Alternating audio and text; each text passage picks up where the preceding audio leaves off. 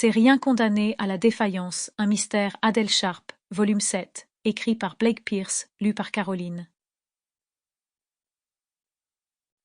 Chapitre 1. Léa Dubout s'allongea dans le Chesterfield rembourré, reposant la tête sur les coutures brodées bleues et blanches, tourbillonnantes. Au-dessus d'elle, dans le compartiment de première classe du Normandie Express, pendait un lustre miniature. Elle inspira la douce odeur du bourbon.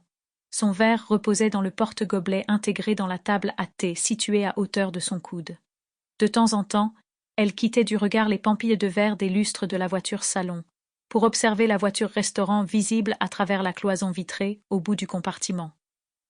Le train en lui-même avançait avec un silence surprenant, si l'on en croyait l'étudiant en génie mécanique qui se trouvait dans la pièce voisine de Léa. L'insonorisation était haut de gamme, tout comme l'atténuation des bruits du moteur. Le Normandie Express était un mélange parfait de confort traditionnel et d'équipement moderne. L'intérieur de la voiture faisait penser à un film à l'ancienne, avec une touche historique, depuis les cartes encadrées qui ornaient la salle à manger jusqu'aux coussins à pompons en pur coton du coin salon. En face de Léa, une femme ostensiblement fortunée buvait à petites gorgées dans une tasse fumante, grommelant au sujet de la météo.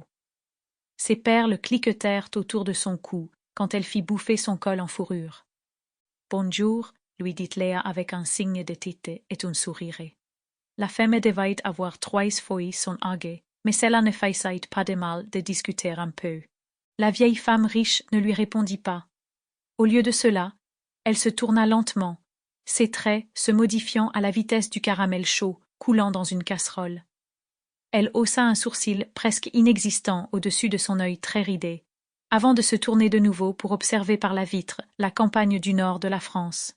Beaucoup de collines en pente douce, des plaines verdoyantes, et une vue des côtes de la Manche. « Ce train est neuf, vous savez, » dit Léa, reprenant les paroles de l'étudiant ingénieur, une nouvelle fois, ne serait-ce que pour faire bonne impression. Il a simplement l'air ancien.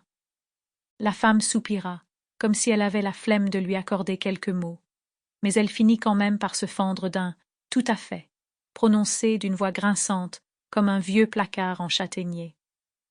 Puis elle se détourna de nouveau, et Léa resta assise en silence.